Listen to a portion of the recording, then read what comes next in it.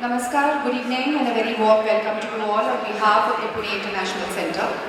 The Pune International Centre, or the PIC as it is called, was started by several eminent individuals who are renowned for their contribution to India's public life. This was started with the intention of mobilizing the intellectual resources that the city of Pune is so richly endowed with. And this is a forum for discussions and debates on issues of local, national and global concerns. And keeping that in mind, we have a whole range of events, roundtable conferences, talks with very eminent thought leaders on issues like global warming, national security, innovation, policy making. We have film festivals and, like today, book launches. Today's event is the book launch of 99 Not Out, Your Guide to a Long Healthy Life by Dr. Sujata Kedkar Shetty. As some of you in the audience who already know her are aware, that Sujata herself leads a very mindful and healthy life, and so in a sense she embodies all the principles that she has put down in her wonderful new book. But what a lot of you may not be aware of is that Sujata has earned her stripes in the world of wellness through a huge amount of hard work and discipline. Dr. Sujata Kedkar Shetty is a US-trained biological scientist with publications in peer-reviewed journals. She did her postdoctoral training from the National Institute of Health. It was here that she worked on the pathways of stress-related immunosuppression. In the last decade, Sujata has been focused on researching and writing on wellness, including a column in The Mint. She's also a certified life coach and conducts wellness workshops based on her expertise in wellness and her experience in coaching. She has a bachelor's degree in genetics and a PhD in toxicology from the University of Kentucky, Lexington. I'm delighted to invite onto the dais the author of today's book and my little sister, Dr. Sujata Kedkar Shetty. So a woman died, and she had the option of going to heaven or hell.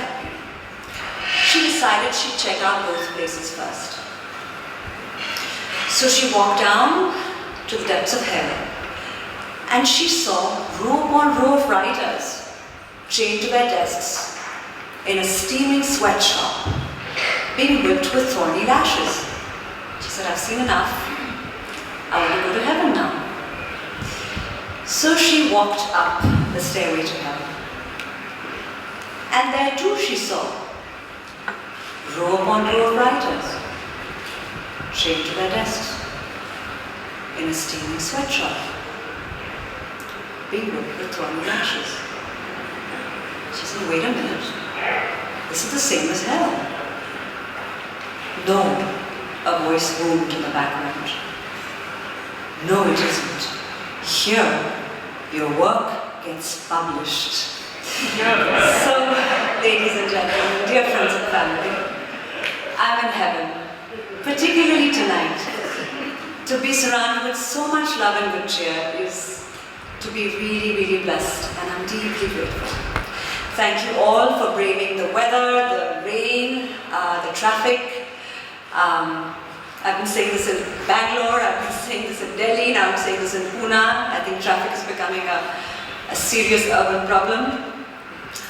So thank you for braving the traffic, for taking time out of your precious lives and sharing it with us tonight. I'm hoping that this conversation will be something meaningful enough for you to take back to make your lives 99 not out. I need to thank my parents, without whom I wouldn't be here this evening in any shape or form. I want to thank my dear family back in Bangalore, my husband Nitesh and my children Akash and Arab. Without them, I wouldn't have had the time to write this book or the inspiration. I want to thank my dear friends for their many kindnesses.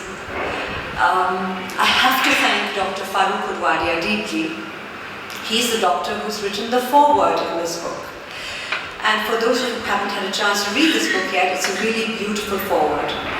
And I want to share a few words about him with you. So he's this incredible diagnostician and healer, a modern Dhanvantari, as my father described him. He's 88 years old. He runs Beach Candy Hospital.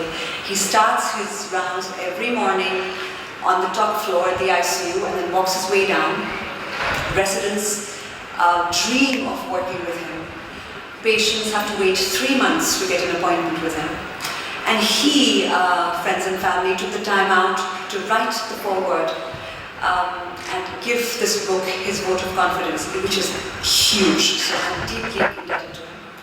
I'm also indebted to the amazingly successful men and women of this country who have chosen to read the book again before it was published and write their votes of confidence, which have gone in as advance praise at the back of the book and the first 2 pages of the book. One of whom we're going to have on the dais with us shortly, Dr. Mashelkar, Dr. Devi Shetty, Dr. Dhruv Shah, Dr. Isaac Mathai, Mahesh Bhupati, Rahul Dravid, Kiran Mazumdar Shaw, and Nandan Nilikani and Ravina Tandon. Falguni Gokhale, unfortunately, is busy and not with us tonight, but she has helped me tremendously with the illustrations that have gone into this book, and she's a Puneri, so I would have liked her to be here, but I can see that her husband is here, Satish, so I'm glad here you are with us this evening. And my agent, Jayapriya Vasudevan, back in Bangalore. Without her, none of this would have happened, so a big thank you to her. And now a little bit about the post-publishing process. So for a first-time debut author like me, I thought once I was, impressed, so to speak, my work was done. Not so at all, because then you have to market your creation. And I couldn't possibly do that without the support of Penguin Random House, our publishing house, and 3 amazing women who are back in Bangalore. Gayatri Dravid, Nawaz Dalkaka, and Kanika Jain Gupta, who have been involved in the social media piece. So if any one of you has been following this book on Twitter, Instagram, Facebook, it's all them. I have not been involved at all. They're amazing. And now about the book, the reason why we're here tonight. So the book, and why should you read it, right?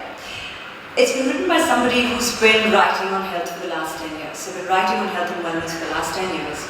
I have 100 or so columns with a mint and several articles in magazines and newspapers besides. And I've come to the firm conclusion that preventing illness and disease by strengthening our mind, body and spirit is the secret to longevity and its art. So this book is divided into 3 sections, the mind, body and spirit. There are 29 principles of wellness, as I call them, across these 3 areas. And the book also shares tips that if you engage with these principles with, you will lead happier and healthier lives and longer ones as a consequence. Because I argue that a long life is not just about adding years to your life, it's also about adding life to your years. And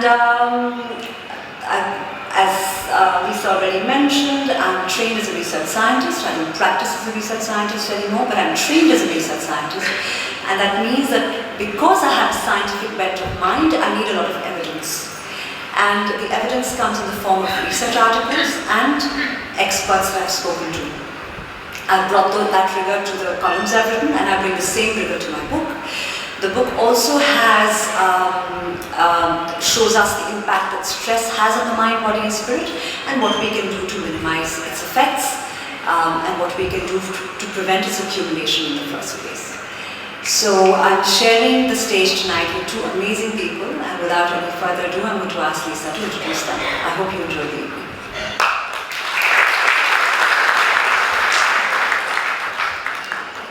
Thank you, Sujata. I'm next in line to get my book signed. I'd now like to call onto the dais Dr. Latika Padgaonkar, who will be moderating the book discussion after its release. Latika is a columnist, editor of 5 books and translator of 2. She has a doctorate from the University of Sorbonne, Paris, and has taught in Fergusson College as well as the JNU. She has worked as a foreign correspondent in Paris and subsequently at UNESCO in New Delhi. She was executive editor of Cinemaya, the Asian Film Journal and Joint Director of Cinefan, the Asian Film Festival. Currently, she is a member of the Programs Committee at the Pune International Center, and she's the leading force behind the film festivals that we organize as part of the PIC programs. So a big hand for...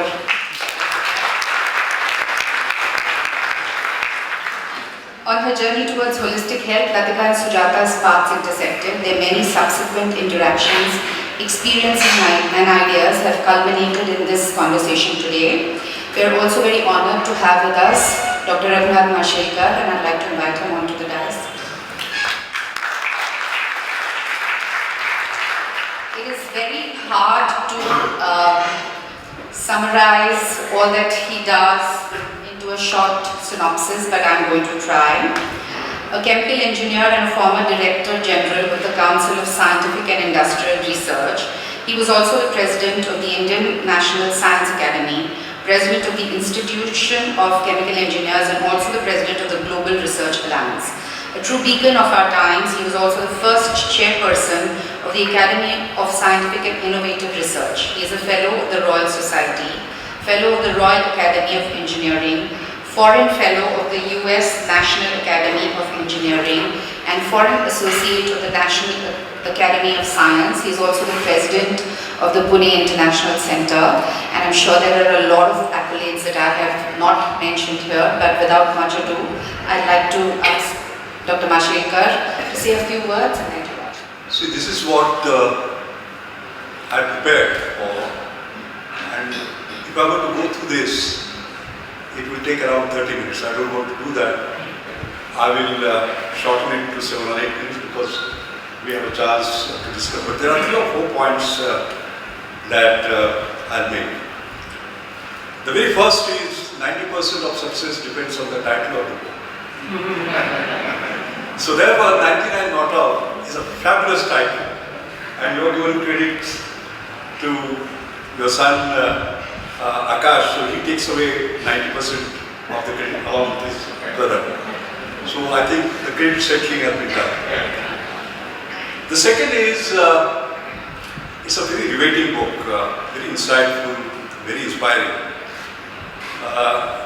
Dr. Dhruva, who is one of the endorsers in the book, that he read it in one go. I must admit I could not do it in one. For a very simple reason that, and by the way, whenever I release a book, I write a preface, I read the entire book. So Sujata, I have read from page 1 to 308, all the pages. I'm being completely selfish because one learned so much. Each page is full of deep knowledge, deep analysis, deep insights. So one has to really read every page and savor it. And as you rightly said, the fact that you are a research scientist shows up in the book. Because there is evidence based on clinical research, the advice that you have sought from expert, and what enlivens the book are the real life examples that we talk about, and the really affectionate reference that you make to your parents again and again on what you have learned. Of course, as she said, and I repeat, the book is a detailed guide to my mind to holistic health and well-being, with the balance of mind, body, and spirit, and how there is a symbiotic relationship. There are, mind, body, as well as spirit, she has described in very great detail, and I learned quite a lot. I used to talk about compassion, but I must say self-compassion is something that I found very, very sort of interesting, and I'm sure we'll discuss about that. What I found when I read through the book very carefully, and by the way, 298 references, I counted them all. I think that's an amazing sort of hard work. But the word self keeps on repeating, like self-compassion, self-discipline, self-control, self-regulation, self-diagnosis, selflessness, self-denial. self-sacrifice, self-care. So I think the key message that comes, although it is spread all over, is that the future of your health, your well-being is in your hands. It's a personalized sort of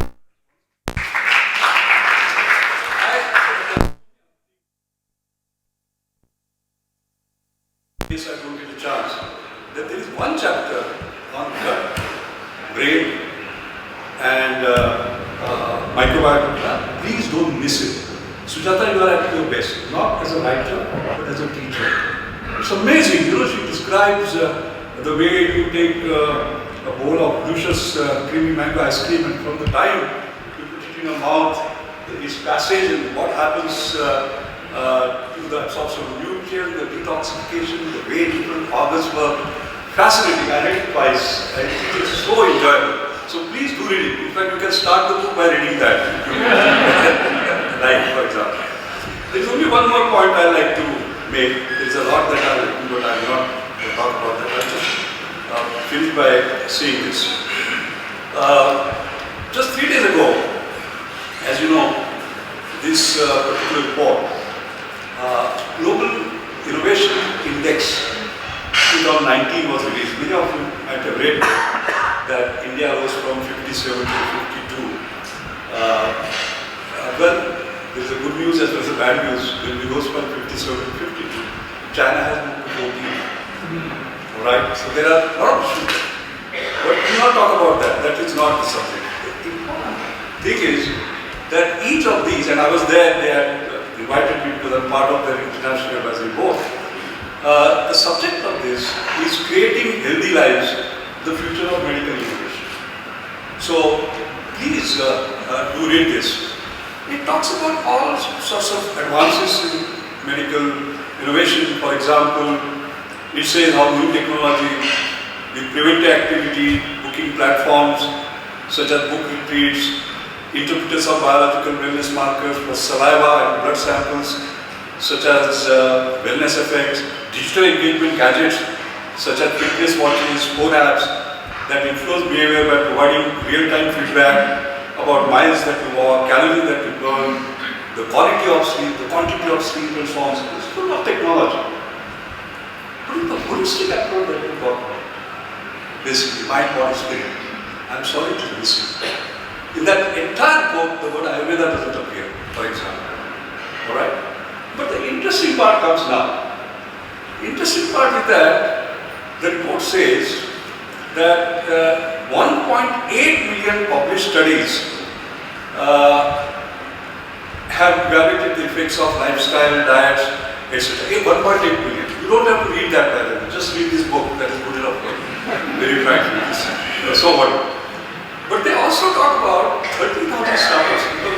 Today, as they say, Jamana of startups, right? 30,000 startups have actually worked on the prevention, how you can enhance your lifestyles and the preventive part of it, etc. Out of that, I like to cite one, because there is one full chapter. And that is, there is a startup called IAM. I am, why I am. Okay? I am, capital Y, I am. This was launched in 2016 to provide most efficient path for achieving optimal health, personalized to the individual. And the founder is Lorena Buica. She actually talks about overcoming her own debilitating health condition. She started researching what the most effective courses of non-medical action by condition were, and after a year and a half of experimenting with everything from yoga, meditation, acupuncture, massage, nutrition, she achieved a sustainable state of health without any medication.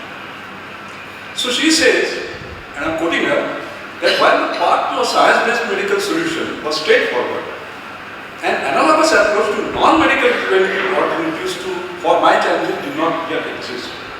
What it shows is that I wish you had read your book. So that's precisely what you have done. What you have done is a non-medical preventive alternative through a holistic view of the symbiosis of mind, body and spirit. Alright? So that tells you about the ignorance that lies, in such active startups. And of course, now she has created a creative startup engaged in a framework of prevention that leverages both the time-tested preventive model of hair delivery and cutting-edge artificial intelligence, etc. These are now basically coming. So that is the main point I want to make, that the word desperately needs your hope. So my final remarks will be, normally, it is sort of conventional to say about, we talk about who will read the book. And of course, Dr. Mugadia said that the medical practitioner should use them, because as soon as you go, they will not prescribe antibiotics to you, and the rest of it, they will take a holistic view. That is one. But in my judgment, your leadership will be 7 million people who are interested in adding years to their life and life to their years, very badly. So I very much hope that the book gets translated in all languages around the world, basically. Because that's what the book is all about. And the last point is a very personalized remark. One of the gentlemen who is here, Stephen, was there, and he will recall. So we had a panel discussion like this. And one of the questions that was asked by the person who was conducting the panel discussion was, what will be the scenario in 2030? So I said, look, I can't predict what is going to happen next year. How can you say what will happen in 2030? So everything is uncertain. But I said, one thing is certain, that I won't be there in 2030. I mean, 30 years down the line. And I said, for a simple reason, I'm 76. I have to be 106 to be there after 30 years. But I can tell you something, after reading your book, I'll be not only 99 not only I'll cross century, I will be at least 6.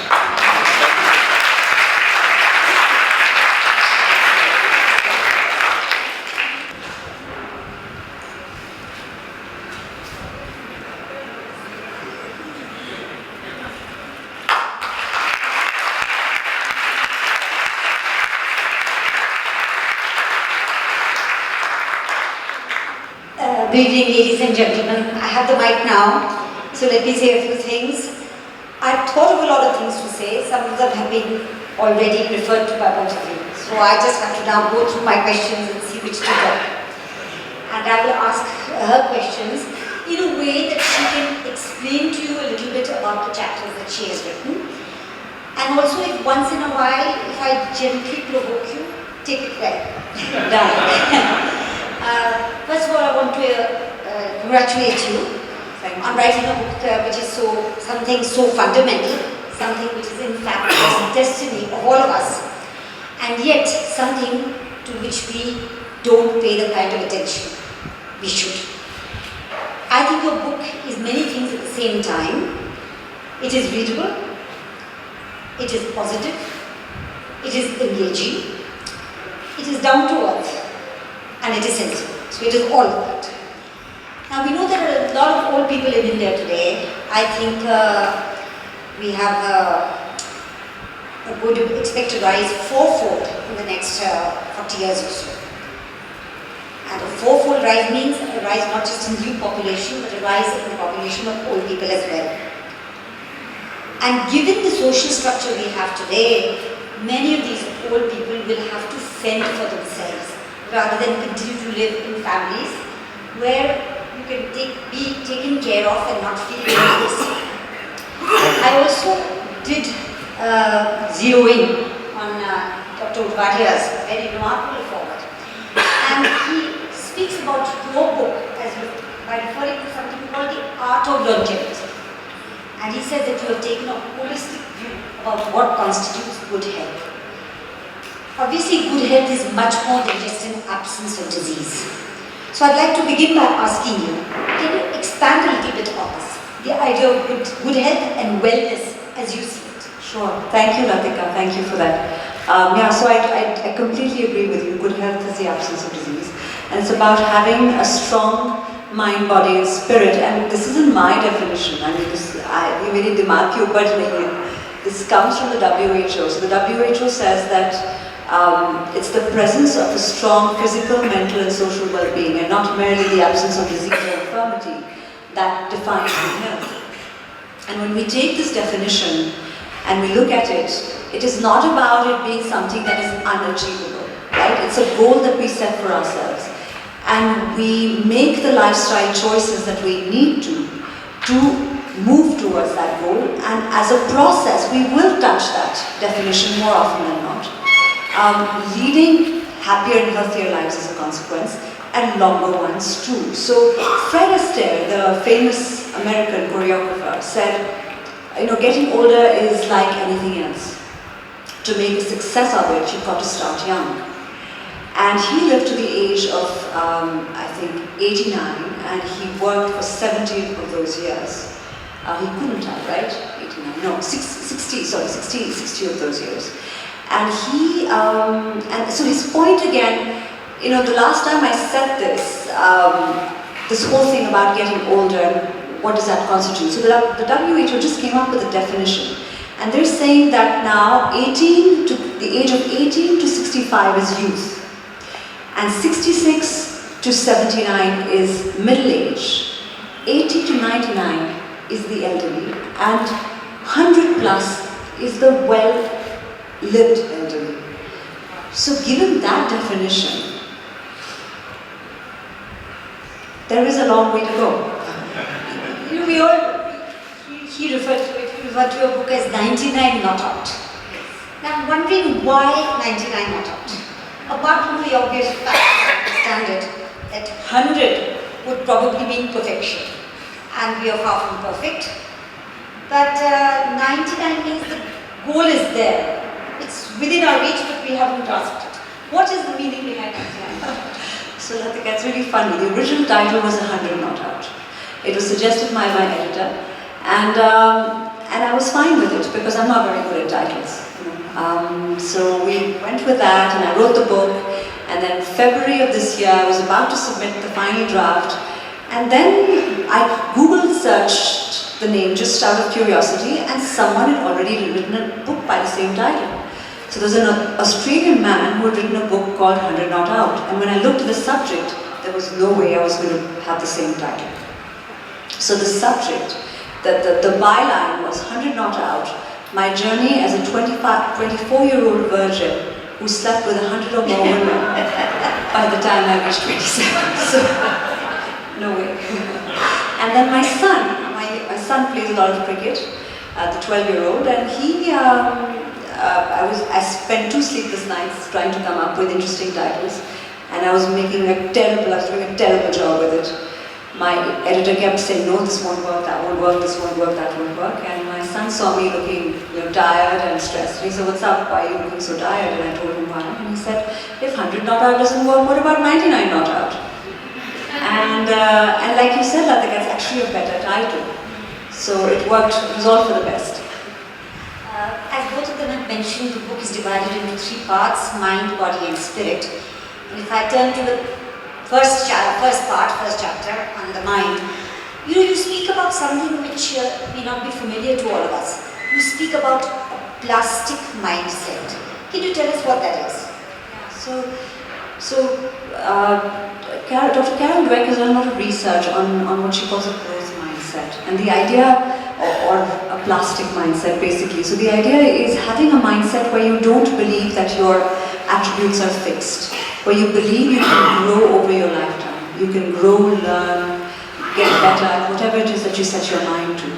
And people with a growth mindset, they live longer, they live stronger, they live happier because they can, because they believe that they can. And they have a positive outlook towards aging as a consequence of their growth mindset.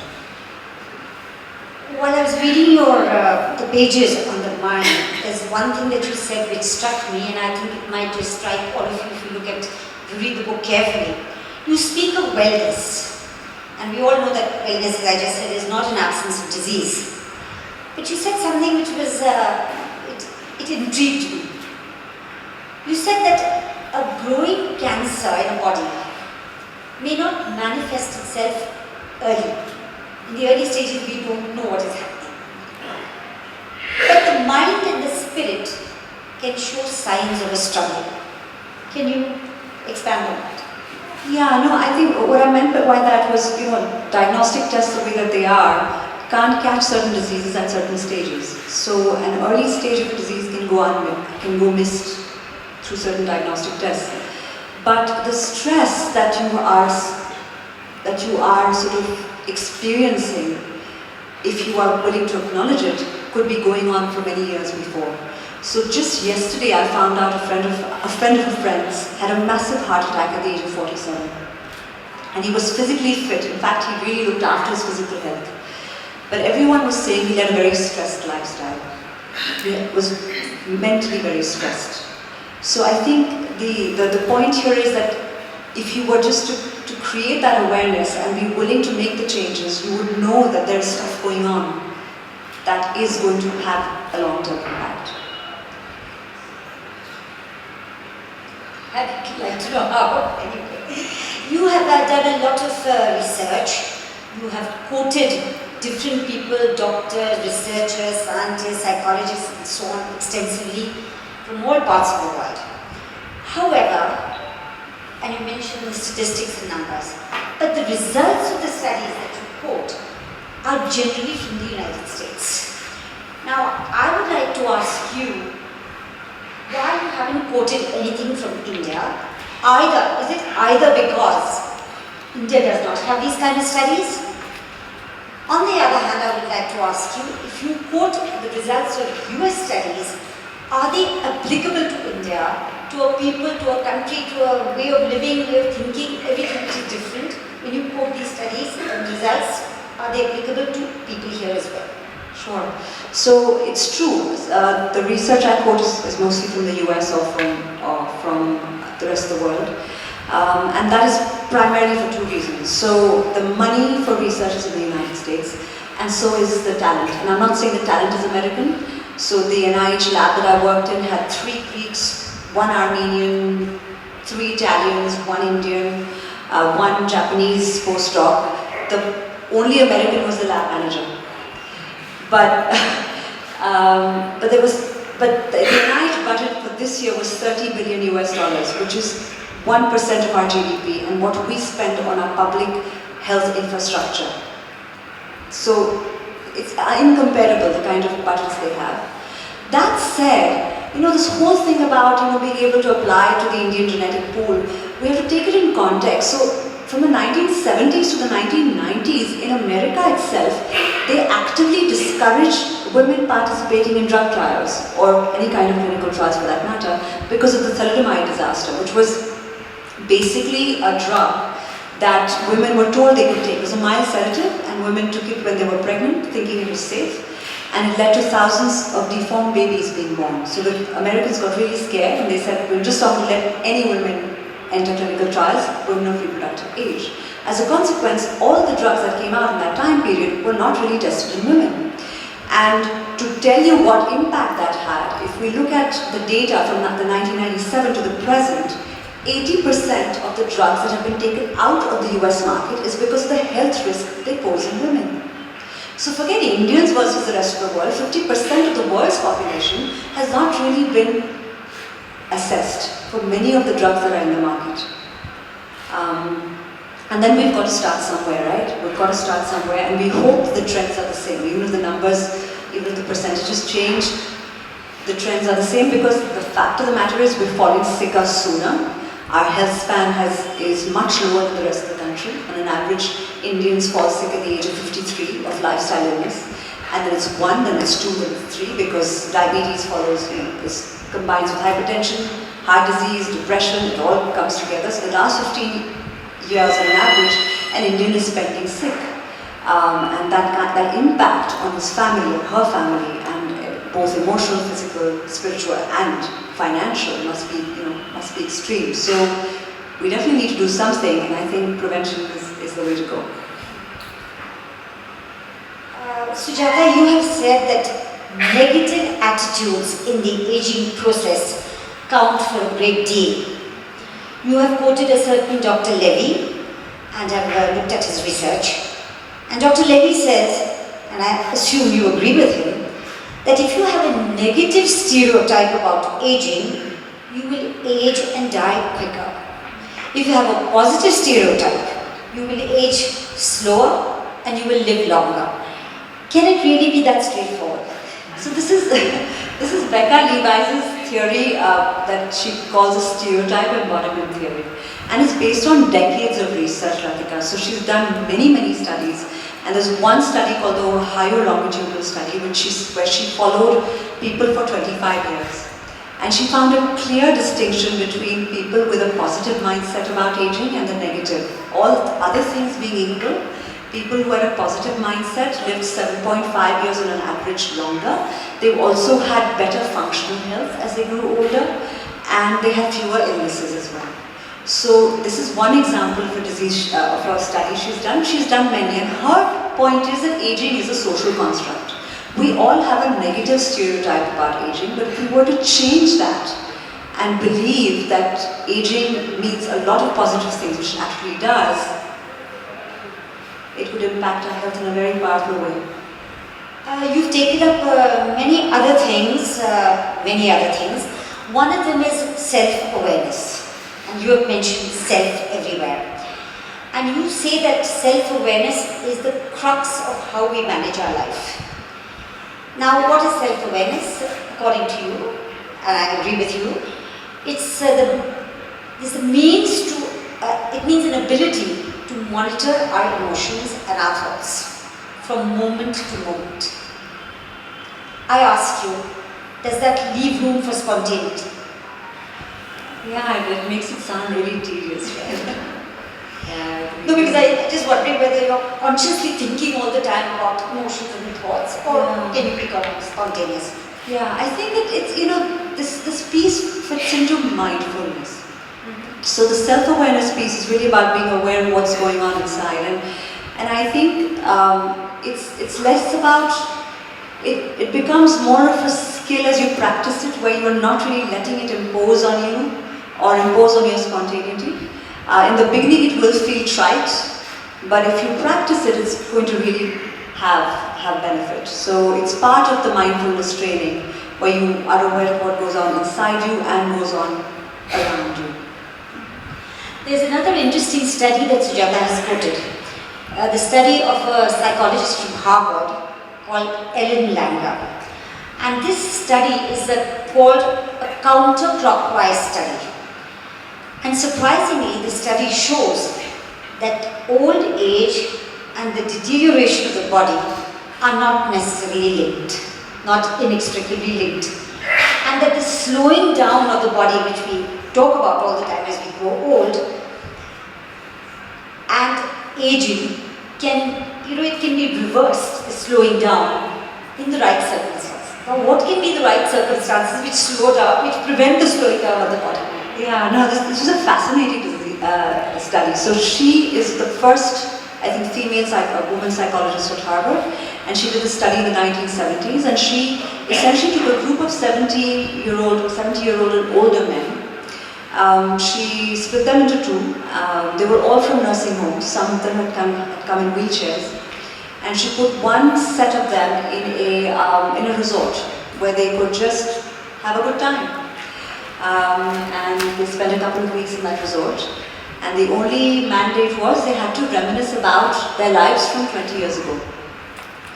The other group had it a little harder. They had to live together in a home, in a house, and they had to look after themselves. So they had to clean for themselves, cook for themselves, and their reminiscing had to be in a more tangible way, and it was tailored. So they had to talk as if they were 20 years younger.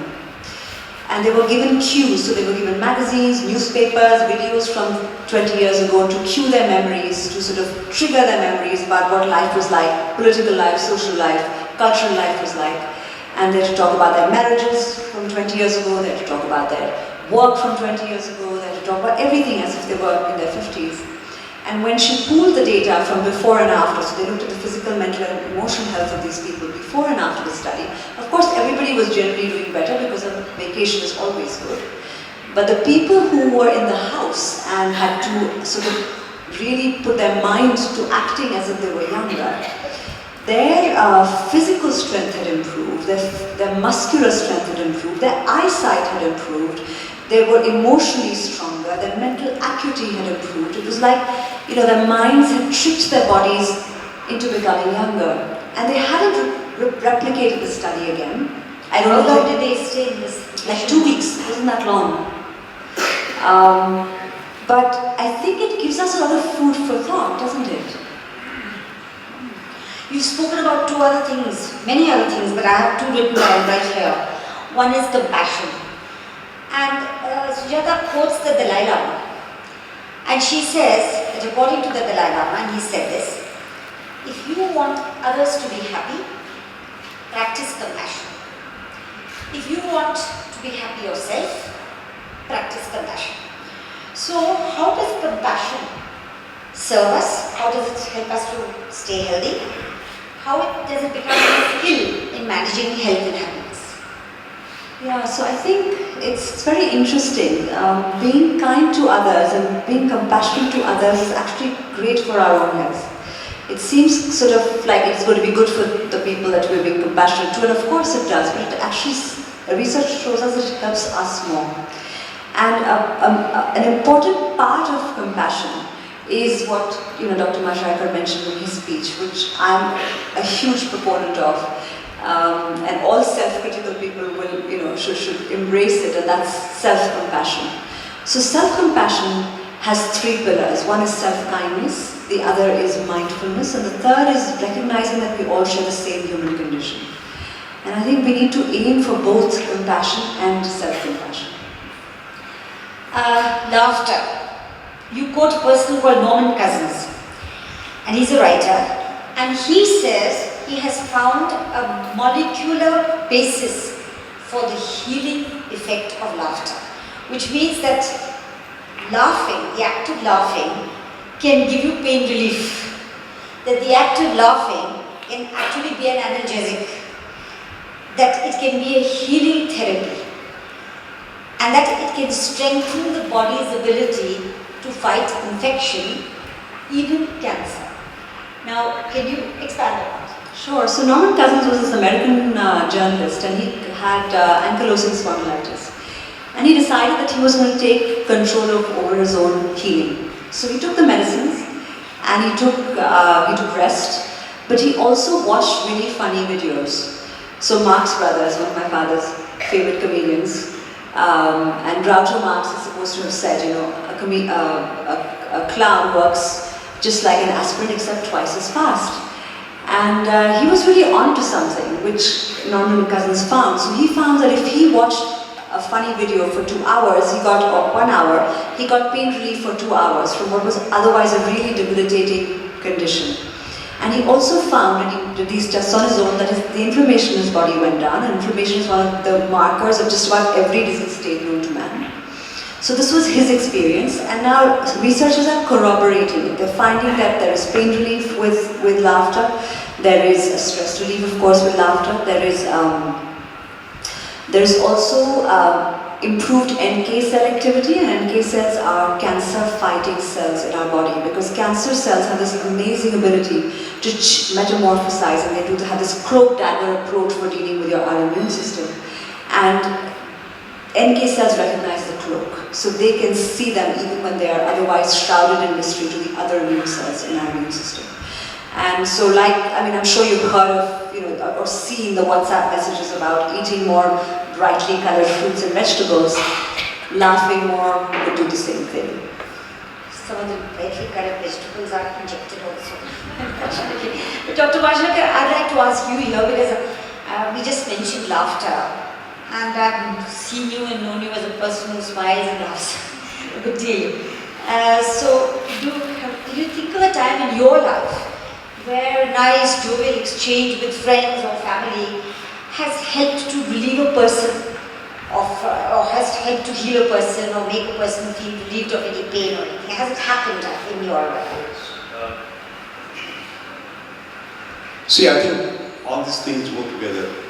Laughter is coupled with positivism, to be honest. Sure. Because you don't laugh if you don't feel sort of positive. So all my life, people call me a dangerous optimist, basically, which I am. In fact, Narayana Murthy, once in a public speech said, and it has appeared in Economic Times, He said, I rarely get depressed, but if Sudhamurthy, his wife, Sudha tells me, if I am depressed, why don't you call Ramesh? So, I don't know, I have a way of looking at things which is very different. And what I found is that it's infectious, basically. Positivism is infectious. I'll just give you one instance, for example, how you can change the mood, basically, by some positive attitudes, including, of course, laughter or positive thinking or saying things. I was in Delhi University, they had invited me, their Physics Teachers Association. And as you know, Delhi University is always something or other that goes on there. So they were in a very agitated mood. And after the inauguration, actually, they were going to take a morcha on Vice Chancellor's office, to the Vice Chancellor's office. And then somebody introduced me. And he said, and Dr. Mashelkar will now tell us what to do. We are all in coma. So I said, look, I have never addressed an audience who is in coma. But maybe you did not mean coma. You meant we are at a comma. Comma means you are written part of the sentence. The remaining is yet to be written. Maybe you write a very positive sentence, a positive paragraph, a positive page, a positive chapter. It can be a golden chapter. You know, it's unbelievable. And then I left. After that, the audience was very interesting. They had a discussion. And each time somebody said, they said, no, what did Mashelkar say? Comma, not coma. And they dropped going to Vice Chancellor. So my entire attitude has been looking at things sort of positively and keeping on. Even doing any of these acts is giving and creating that positive.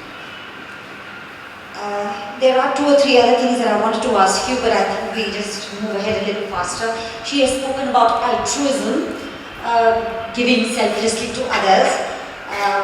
But then I wanted to ask her a question on that, because she said we shouldn't be overwhelmed by the need of others. So we forget that for a moment, gratitude, emotions, but something that we all might not know anything about, which you could explain to all of us, is the placebo and the nocebo effect. That is something that we don't know, and maybe you could explain that. So the word placebo comes from Latin, which means I will heal, and nocebo is I will harm. And the placebo effect is something that the pharmaceutical industry has used, for forever. Essentially, it is a sugar pill that is given, and in a double-blinded trial, placebo-controlled trial, which is the gold standard for pharmaceutical industry, you use the sugar pill as a counter to the actual drug, and if the actual drug works at a certain percentage over the placebo, then the drug is considered effective. Now, the percentage base is based on the number of subjects, it's based on the study design, but the point here is that the placebo also works. So the mind is able to heal the body based on thinking that it's getting the right Can you just give drug. examples? I can't think of an example right now, but it's a well-documented effect, and it is something that that does happen fairly regularly in clinical trials. And the nocebo effect is exactly the opposite, and it's in the context of essentially the interaction that you have with your doctor. So how a doctor can maim as well as heal, that's the point. So please choose your doctors carefully. Choose doctors that you're comfortable with. Choose doctors that make you feel good when you are interacting with them. Because the way they share the information and what they share with you can impact your healing journey. Dr. Mashelkar, I'd like to ask you, if you were to choose an alternate career to the one you have chosen, a kind of career which would also allow your creative energy to flow, what would that career be? And why? Yeah, that's an interesting one. When I was very young, I was in 6th standard, I remember. I like writing. And when I was in 6th standard, there used to be a magazine called Manthan. And they used to give a prize for the best idea, Ek Rupya Ek Anka. And they used to give a subject, and the subject was love. And I remember giving an idea and winning that एक रुपया लेकर को when I was in the 6th standard. And I used to read anything. Mumbai Marathi Granthasangha, I will be there practically the whole day and read. And I used to love writing on anything. Like I did not know research and analysis when I was in 7th or 8th standard. But I read everything about bananas. And there was a magazine called Hangam, which was for farmers. And I wrote a review article. I didn't realize that this was called literature survey or that, etc. I used to write Kinchit Kavya, this, that, and the other, and so on. So I love writing, I love reading, I love learning, I love listening. In fact, I'll tell you, maybe you will scoff at me and you will not like that. But what happens is that there is very limited time in life, so I'm learning all the time. And one of the things I do, I need your advice on this. I'm learning while I'm walking. So I take a walk in the morning. My mobile is with me. I've downloaded a number of sort of talks. There are very interesting areas like Word Without Politicians, a subject which I love, by the way. Then, and because I was coming for this, by the way, I always, whenever I have an event, I hear quite a lot. Like today morning, I read about healing by reading, for example, and so on and so on. So, when you learn something, then you should keep it to yourself. You should give it back. So, I would love to be a writer, to be honest. But by the way, that's the only change I want. Otherwise, I want the same wife, same children, everything else the same. So science is released your creative energy. Anyway, when we come to the body part of it, I'm going to ask you only one question here, very quick one. You've spoken about things that many people are familiar with, such as the importance of building muscle, asanas, pranayam, Ayurvedic diet, that kind of thing. But you speak about something that people may not know of, and I don't know either. Flexitarianism. What is flexitarianism? So it's really quite simple. It's basically being vegetarian most of the time and eating fish or chicken, fish or meat occasionally. And really the whole goal of that chapter was to convince people to move towards vegetarianism. We can't divorce our wellness from the wellness of the planet. And for the wellness of the planet, we need to all be vegetarian. It's really as simple as that. But if we are vegetarian already, please be aware that there are micronutrients that tend to deplete in us. So vitamin B12, iron and calcium tend to go down in people who are vegetarian. So you need to be aware of that. But as long as you're aware of that and keep your protein levels also decent, then I think we need to move towards flexitarianism and eventually towards being vegetarian. When she comes to the part on spirit, she begins with something quite interesting. And I'd like her to expand on this concept that you have raised. She says, it might appear counterintuitive, but when our self-importance diminishes, it induces in us a sense of meaning. So the self-importance has to go down before meaning can come into our lives. Please. Yeah, so I interviewed Dr. Mashelkar for that chapter. And there's a beautiful expert by him in that. But researchers have spent a lot of time thinking about what brings meaning to our lives. And they've come up with 3 pillars. They call them the pillars of significance, coherence, and what was the third one? Purpose. So purpose is setting goals and meeting them. Fairly straightforward in this life, the kind of life we all know what that means. Significance is what Latika alluded to. And significance is about those moments in your day-to-day existence where you forget yourself. Whether it's that laughter you shared with your best friend, whether it's that flower that's blooming in your balcony, the sunset you saw, the rain, the smell of rain, the simple things, but the things that bring significance to our lives, right? And we tend to miss them in the fast-paced life that we are leading, the life that has all these electronic devices. Our electronic devices don't give us significance, but it's the touching and feeling of people, nature that gives us that, so that was a significance piece. And then the coherence is when we have a narrative of our life that makes sense to us a story of our life that makes sense to us. That is also supposed to be our life. I must say, by the way, just interject, that's a beautiful chapter. Thank you. It's really because, meaning of life, the purpose. I think our biggest challenge today, because I remember I visited a lab where people were working on origin of life. I said, that's great, what is the purpose of life? They couldn't answer that. I think this big challenge for all of us, and you all described it beautifully. Can I, just because... I was going to ask you about this, because the word coherence was mentioned, and you have said that you have divine discontent for anything other than the best in pursuit of coherence. What does coherence mean for you? My God, I'll tell you where it comes from. It comes from my gurus. I remember when I became fellow of Royal Society, I called Professor Sienara, who is one of my gurus. I have a number of gurus today, Professor David Sharma, your father, and so on.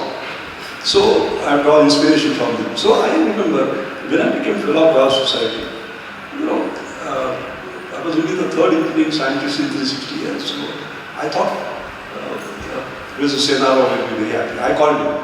What was his reaction? Not bad.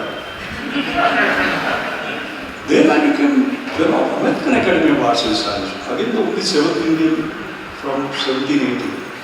Again, he said not bad. And then 2-3 other things happened. So then I lost my... I said, sir, what do I have to do to impress you? And he told me something. He said, Ramesh, he calls me by first name, fake name. You are climbing a ladder of excellence. And that ladder of excellence is limitless. And the only limit that you have is the limit that you put on yourself. So I think, translated in other ways, it means your best is yet to come. So what it means for me, I'll tell you, that every morning one has to get up and say, no matter what you achieve, no matter even if you are 90, my best is yet to come. And maybe this will be the day today that it will come. So I have got this imbibed in me. So that is where your energy comes from. Because you seem to be engaged in many more activities today than you did when you were working and now that you're retired. I know you are supposed to ask questions, but innovation is doing things differently. So I want to ask one question. If you promise. Oh no. See, while reading the book, because I discovered that I have a number of bad habits. And I assure you, my children are here. You will see a better papa, by the way, for the rest of it. Because there are not principles, I will call them Sujata mantras. I am going to follow them. Because I have to live up to the promise of 106, so I will do that. But one question I have, because you have talked about it, about the way the brain works. And you have done this brilliant analysis of brain-body, sort of correction and so on. So one thing that you have written there is about multitasking. And Latika, I have a problem about multitasking that I want to ask you. I remember when I joined MCA in 1976, around 78, 79, I became a member of the board of Sri Chitra Criminal Medical Center. And the chairman used to be Parthasarathi, who was advisor to both Indira Gandhi and Jawaharlal Nehru. So in the evening we used to sit and talk, and I used to learn from him. I was very young. And he told me about Mrs. Gandhi. He said she hardly slept 4, 5, 6 hours or whatever it is. And her way of working, he described, that she would be reading a file and somebody else would be reading a file to her. Different file. Both at the same time. So, both at the same time. So she will be absorbing through the ears, analyzing. She will be reading through the eyes, absorbing and analyzing. And he also told me that once in a while, the fellow was reading, he slowed down. He said, "Padhte jao," and so on. And Sujata, what happened was that I said, if she can do it also, I can do it. So I started doing that. But what you have said in the book got me worried. Because you talk about the energy, the brain, and when you do multitasking, etc. So can you say something about this? Yeah, so Because there may be others also who are doing multitasking. well, it just is, yeah, and there are going to be exceptions, right? I mean, maybe she was an exception. We don't know. We don't know how long she would have lived. I mean, unfortunately, tragically, her life was cut short. But generally speaking, for the population at large, it's not a great idea because our brain wasn't designed for it. It was designed for one task at a time. And that's it. That's all there is to it. Maybe you can do it. And if there's one person who can, it's probably you. But I wouldn't recommend it to everyone. I mean, these are all mantras, if you will, for everybody. Sujata, you have spoken extensively of loneliness, and you rate loneliness in all people, loneliness as a risk, which is even higher than drinking, smoking, or obesity. This is a major risk factor in premature death. Now, how do you counter this in front of a fragmenting society, fragmenting family? And I don't see how this is going to reverse, or maybe it will, I don't know. It certainly reversed in some places like Spain when there was so much unemployment that children just came back and started living with their parents. But that doesn't mean that the structure hasn't changed. So, what would you recommend? How do you counter loneliness, especially now countries like Canada, Britain, Germany, where you have ministries of loneliness, where the government is trying to step in and do something for old people? Yeah. It's a tough question, really, right? I mean, first of all, our country needs to recognize, our Ministry of Health needs to recognize that it's a problem amongst the elderly, and we're talking. So the data is all in elderly, but loneliness is a condition that can afflict anyone, and the rates of depression are skyrocketing even amongst the young in our country. So I think the whole loneliness piece needs to really be seriously looked at from all angles, and I don't know the answer, to be honest. I think I'll just take one major question now. You have spoken of stress, and stress, you call stress the ultimate villain. The ultimate villain which sucks out the life, and sucks out life force. And it is responsible for aging at the cellular level, not only at the emotional level, but at the cellular level.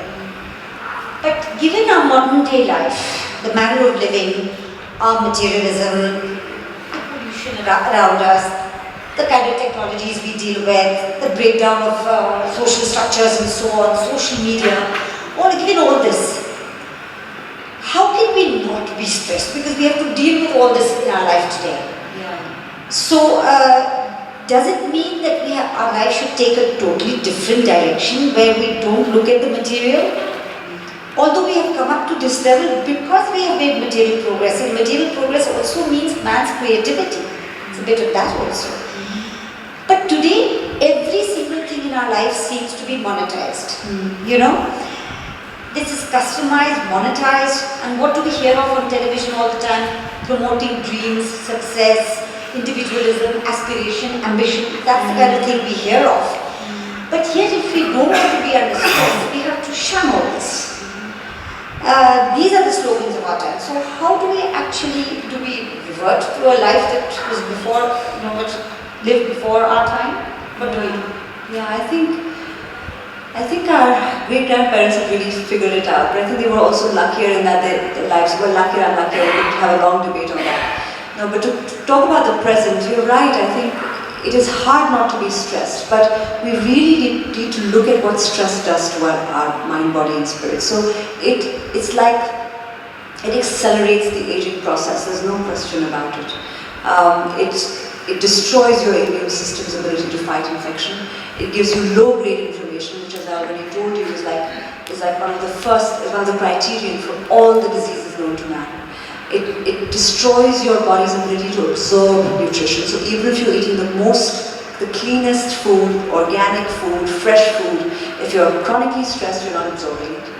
It changes the milieu of the gut bacteria, so that now the environment in the gut is more conducive to the bad bacteria and not conducive to the good bacteria. Yoga and Ayurveda have a very interesting point about stress that they make, and it hits home very clearly. So according to our ancient medical system, we are born with a certain number of breaths, which translate to a certain number of years on this planet. What happens when we get stressed? Our breath becomes shallow and becomes quick. So it's like we're speed walking to our deaths when we are chronically stressed. And the multitasking is helping us speed walk. What is also helping us speed walk is this desire to acquire. So again, to take the example of our brain only experiences, it doesn't store anything, it doesn't store energy. It just takes what it needs, it experiences and it moves on. If we could learn to do that, follow the example of the brain, I think it would all be better. Well, mentioned in my question that everything is customized and monetized play. I just want to give you two examples which I've read recently in the Times of India. One is that if every mother breastfed her kids, God knows for how long, then we would really save a lot of money in this world, maybe $1 billion. Now, I don't know why we should be calculating that, but as I'm saying, we monetize that. And the other thing was what a woman had done. She was a woman who had a herd of cows. She loved cows. She kept a lot of cows. She loved them. She patted them. She hugged them and all that.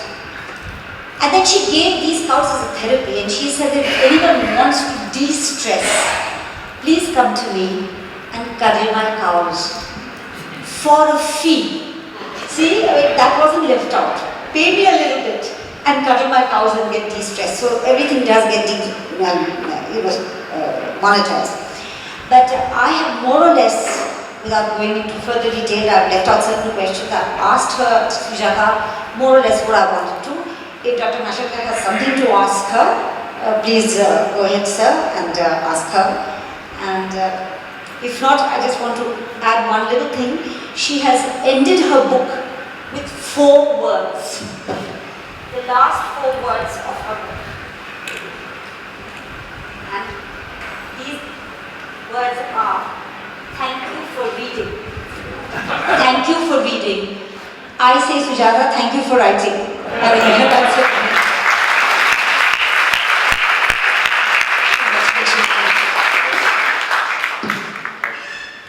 Well, thank you to all the panelists. It's really been a very lively and energizing conversation, and it certainly piqued our interest in the book.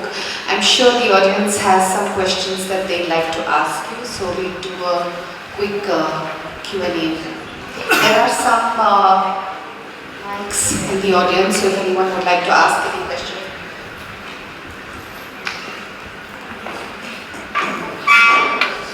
Thank you very much. My name is Mayank Sharma and I'm a new admission to Pune. We just come in my family posted to Pune 2 months back. So first of all, I thank the organizers for giving me this opportunity to come here and attend this session. I'll preface my question by first saying that I've been reading a lot about mind-body spirit connection for many years. And I'm quite convinced, being myself a student of physics and of quantum physics particularly, that mind, body and spirit are nothing but different aspects of a continuum of energy and matter, and they do impact each other. So I'll not go into the detail because that is something which I'm convinced about and I know it's true. My question is particularly about the concept that you've discussed in your book, which I'm going to read shortly. You know, if you talk about diseases and controlling diseases by the power of mind, which I'm again convinced is possible, that you can control your disease by the power of mind. But what I've read till now, or what I've understood till now, is that whatever you do, ultimately, this ends up suppressing the expressions of genes. All the diseases that happens in the body at whatever stage is all written in your genetic material. And it does happen at a certain stage of time when it triggers that mechanism to create the disease. If you use the power of your mind and spirit, what you end up doing actually is suppressing the expression of genes at that particular time. Is it possible, according to you and according to your research, that one day we'll be able to use the power of mind and spirit not only to suppress the expression of gene, but also to carry out genetic engineering, which will fundamentally alter the whole concept of mind, body and spirit concept? Thank you. Yeah, so the power of the mind is unimaginable, right? We don't even know. I think we've only touched tiny, tiny portion of it. So I agree with you on that. I don't think we can make a blanket statement about all diseases having genetic basis, because that's not true. Infections certainly just come up. Can we genetically engineer ourselves? I suspect the sadhus did.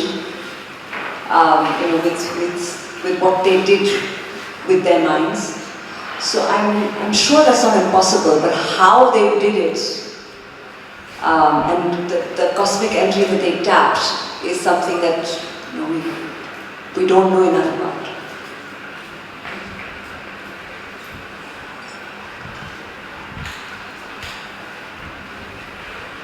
Hi, my name is Shraddha Buralke. So congratulations on your book and your research. I think this is a real gem for a certain generation that is looking for some answers. So my question is in regarding to Latika ma'am's question earlier about tapping into a certain research register, which is the American research, and so many of us who are in the field of really trying to translate and collate certain different forms of knowledge into something tangible. I really kind of wondered in terms of like Ayurveda, when you were attempting to look into Ayurveda, yogic sciences, etc., like how was that whole body of knowledge accessible to you, considering it's coming from an oral form, it's coming from people passing down information to their students and also responding to you about the genes and the sadhus and all of those things, that there is a very strong part of our existence is that we are made of the 5 elements, and in some way we are just, the human body is a microcosm of the universe. And now there's a lot of question about, is the universe in a journey of entropy, and the black hole at the end of the day destroys it all, and in that way we are also sort of expanding into some kind of entropic existence. So how would you, did you feel that there was that aspect missing, or do you feel you want to explore that more after writing this research, which is mostly based on the Western canon? Yeah, so I agree with you that the research is all Western, but Ayurveda speaks a different language. There are 2 different languages. So Western medicine and Ayurveda speak 2 different languages. And I'm not saying that we don't need to do more Western medical type of research in Ayurveda, we do. But it doesn't necessarily lend itself to the Western model. And there's plenty of empirical evidence from Ayurveda that we can take, and plenty of wisdom that we have accumulated over thousands of years that has worked. We know that. We don't know that from a Western medical perspective, but in the language of Ayurveda we know it. So we should be taking it seriously, far more seriously than we are right now.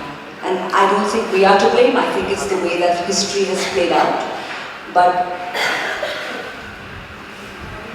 last question. Thank you. It's a great book based on what was discussed here. I have just one simple question. I'm an average human being, and call it nostalgia, call it resistance to change or whatever. There is always an aspect that the life in earlier times was so good. It was stress-free and stuff like that. But evidence doesn't prove the same. Longevity has increased. So, in short, could you tell me what is modern society doing correct?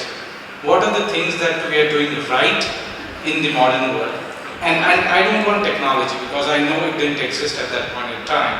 But other than technology, are there any things that we as a society, as a community, are doing right? yeah, so it's true. Thomas Hobbes wrote in the Leviathan that the life of man is poor, nasty, brutish, and short. And when we were born, when our country got independence, our life expectancy was 31 and today it's 68.5. So yes, things have gotten better. But the life expectancy that we think about, a large percentage of it is attributed to the fact that our babies aren't dying as often as they were. So our infant mortality has actually gone down substantially, and that has contributed to our life expectancy going up. So the point here is that yes, we are living longer, and that can probably be attributed to a couple of things like vaccinations, improved access to clean drinking water, and improved access to maternal health care right to the point when the baby is born and till the first year of age or up to the age of 5. Now, we have to look at the data to figure that out. What are we doing better is one of those things. Antibiotics, certain kinds of surgery, so surgical skills, post-surgery access to sort of clean environments. But there is a lot that we're doing wrong. There's a lot that we're doing wrong in the way that we're living modern life today. And that is going to severely impact our health span. It already has, and it's only going to make it worse. I mean, I'm seeing the same diseases amongst my friends at the age of 40 that my parents are seeing at the age of 70.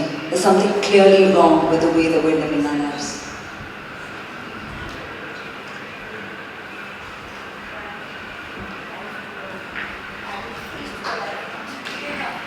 Yeah, thank you all. And before we wind up, I'd like to ask Prashant Kilbane, who's the Honorary Director of the Pune International Center, to propose a vote of thanks. Wow, great to be here. Great to see all of you here. First of all, huge thanks to Sujata, because if you wouldn't have written that book, you wouldn't have all of this happening today. So thank you so much.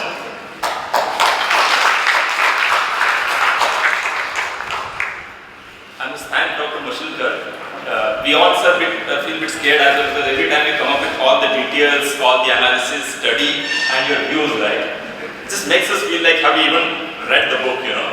I read the book, but I didn't feel exactly I read the book when you talked about, you know, a whole lot of analysis and your views about it. So thank you so much, sir, for doing that. Thank you so much, Dr. Padgaonkar, because those questions brought it to life, much of the book. They're great questions, really fabulous questions. Thank you.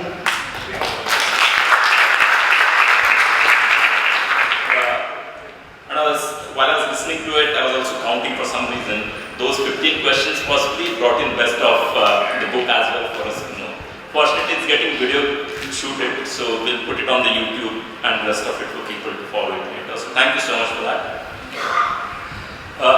Just a quick mention before I continue with the vote of thanks. We'll be requesting the author to continue to interact with all of you and sign some more of the books, because I know you've done some of those early on, but also there are more of us who haven't yet taken the autograph. There's another small thing I must mention. While talking about the book and the title, they did mention about Akash, that's Sujata's elder son, who talked about 19 not out. Some of you may not be aware, Akash and also Rahul Dravid's son, both of them, do wonderfully well when they play cricket match in Bangalore in their under 1400. They are the openers in their group. So when Akash, under 16 now, yeah, okay. They've been doing it since under 11, so I've been kind of, while Akash did that, the younger son Arav, he did some beautiful paintings, and I'd seen some of those earlier on. But here's the bookmark that some of you would have got along with the book. If you haven't, please do collect. This is what, 8 years now? Even 7. Yeah, okay. So he did this when he was 7. So that's the bookmark that his Nani has put together to make sure that all of you get a copy of that. And let's give it up for Arav, who was just 7 when he did this, right? So that's the whole family coming together to kind of support and making this happen. One son gives the title, another gives this bookmark, wonderful thing. Before you leave, I must also request you to, some of you want to pen down your thoughts about the book, about the program or any of those, because the author has kept a small little a book at the reception. So if any one of you would like to give feedback or write any of those, you would be able to make use of that. Exactly, you could also write a name and put that there. So thank you so much to all of them, but also thank you so much to the literati out here in the audience. We have Sujata among them, you know, almost all of them. But I take a lot of pride in mentioning because while Bangalore and Delhi went well, I would still like to see that, you know, Pune didn't do bad and doing not better. Exactly, even better. At least in Pune, I would like to say that. Great to see scientists like Dr. Mashelkar, Dr. Gadgil here.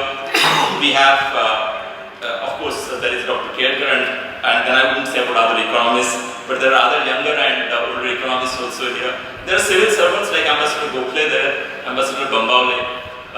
There is former Chief Secretary Maharashtra, Sri Nimbalkar sir. There are people from services like Air Marshal Gokhale. There are also people from services who are still serving and who are here. And there is Ambassador Mangalmurthy. I can see there are lots of people from different fields. There are academicians like Professor Apte here. There are professionals like Dina Gulkar and others. So many people from different walks of life who essentially constitute PIC, who have come together to attend this program. That's amazing.